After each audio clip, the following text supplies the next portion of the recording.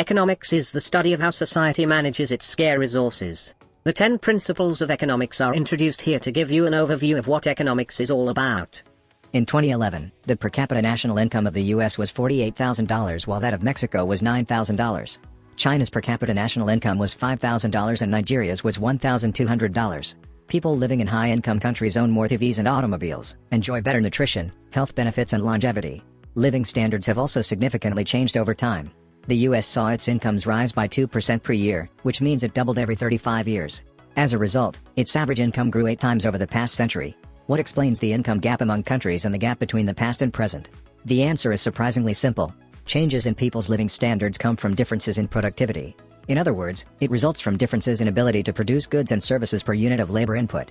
In countries that produce a high level of goods and services per working hour, people enjoy high living standards. In countries with poor productivity, people endure a more meager existence.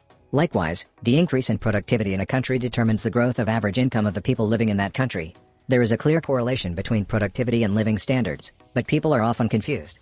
Some may think that the activities of the labor union and the minimum wage system have raised the living standards of people living in the US. However, it was productivity that brought about the biggest benefit to US workers. Some say that the growth in the income of Americans slowed down in 1970s and 1980s because of increasing imports from Japan and other countries and the subsequent market competition. But the fundamental reason for the slowing down of income growth was the decline in the productivity of US workers. It is quite essential to understand the correlation between productivity and living standards in order to understand government policies. In order to understand what impact government policies have on people's lives, you have to think of their impact on the capacity to produce goods and services.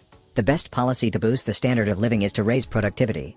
Well-trained employees armed with good equipment and best technologies can lead to better productivity. Bestseller of Economics. Principles of Economics Graphic Edition.